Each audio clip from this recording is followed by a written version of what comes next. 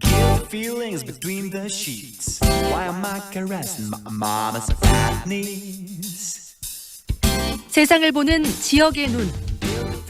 여러분은 지금 황동연의 시선 집중과 함께하고 있습니다.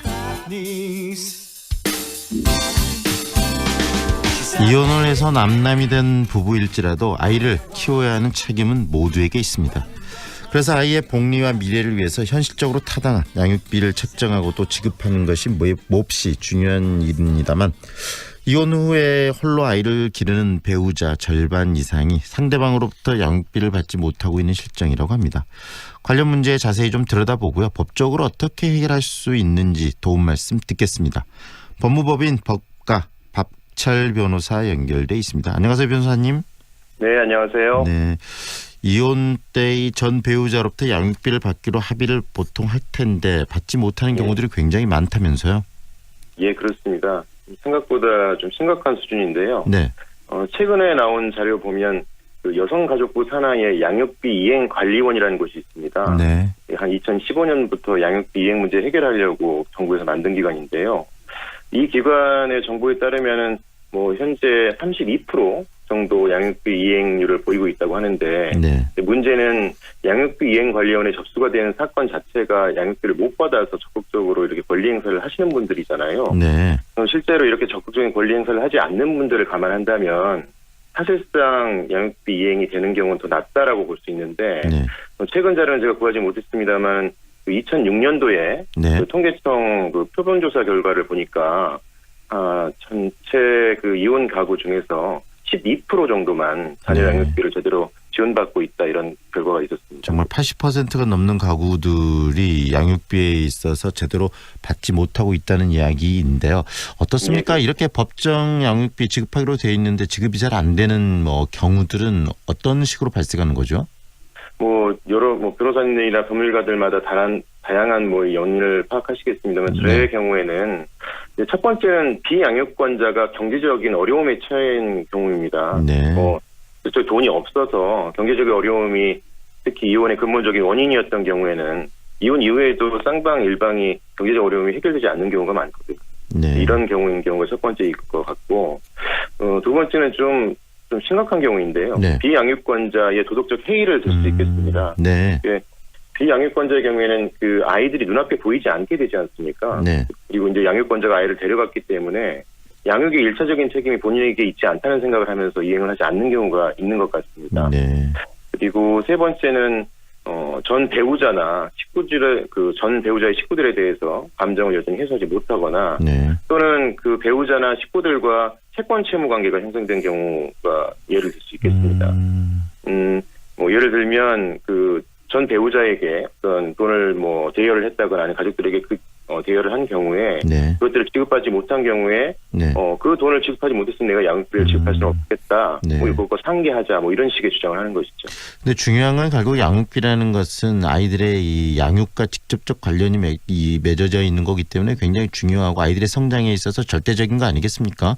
예, 그렇습니다. 법에서는 이 양육비 부분을 어떤 식으로 규정을 하고 있나요?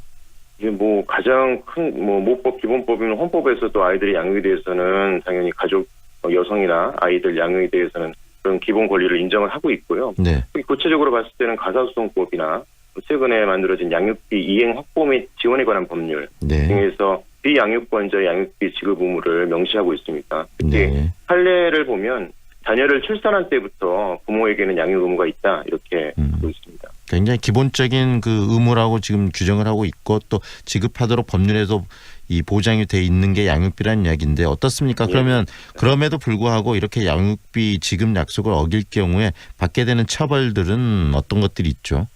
네, 방금 말씀드린 그런 법률 등에 의해서 이행을 하지 않을 경우에는 지급 명령을 한다거나 네. 이행 명령을 한다거나, 또 상대방 비양육권자가 재산이 좀 있다라고 하는 경우에는 담보 제공 명령, 네. 이후에 또 이걸 이행하지 않을 경우에는 압류나 추심 등이 가능하고, 네. 또 이걸 이행하지 않으면 또 30일 정도 감치 명령을 또 법원에서 할 수가 있습니다. 네.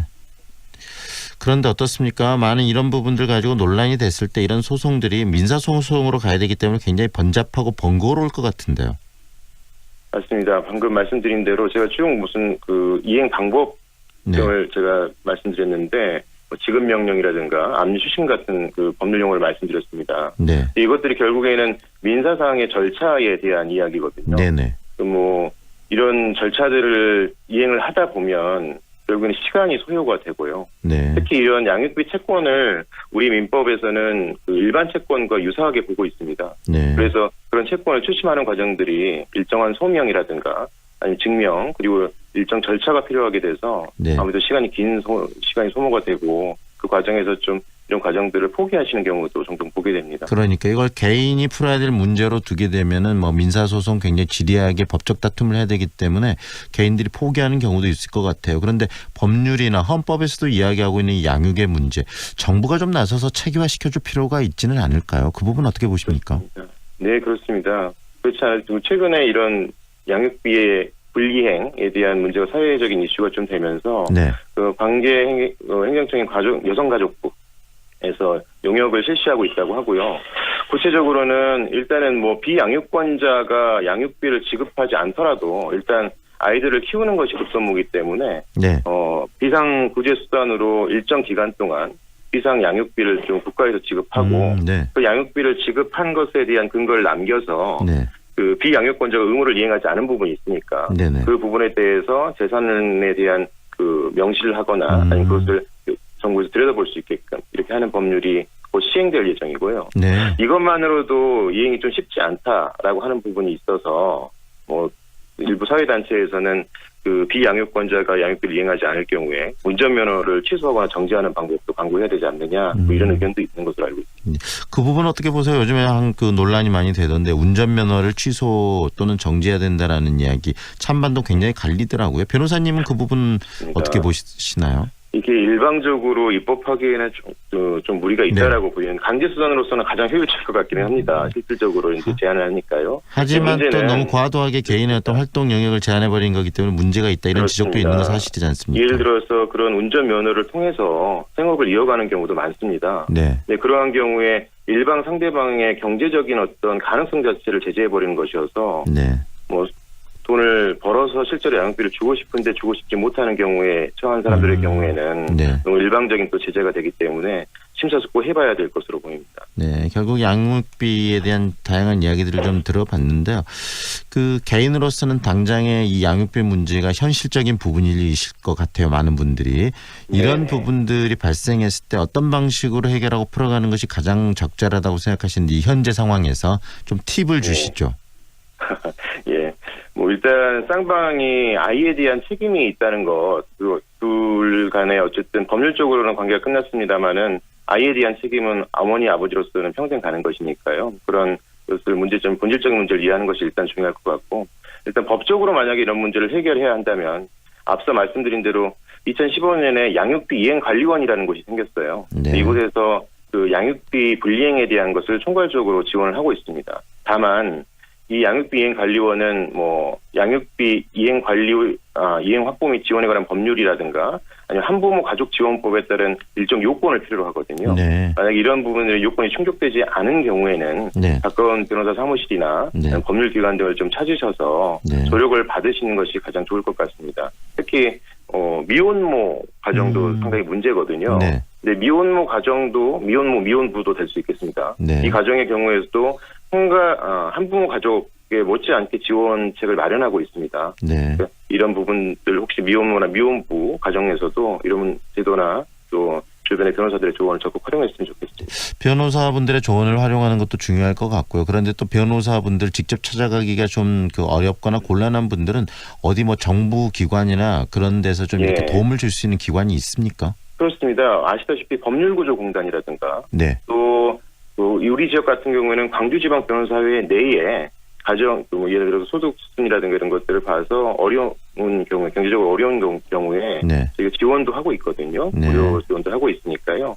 이런 부분들 적극 활용하시면 좋겠습니다. 다시 한 번만 정리를 하겠습니다. 법률구조공단에 연락을 해서 도움을 받을 수 있고요. 또 네. 광주지방 그렇습니다. 광주지방변호사회. 네, 광주지방변호사회로 연락을 하면 도움을 받을 수 있다는 말씀이시네요. 예, 한 군데 더 말씀드리면 아까 네. 말씀드린 양육비 이행관리원이라는 곳도 있습니다. 네, 오늘 말씀 잘 들었습니다. 고맙습니다. 예, 고맙습니다. 지금까지 법무법인 법가의 박철 변호사와 함께했습니다.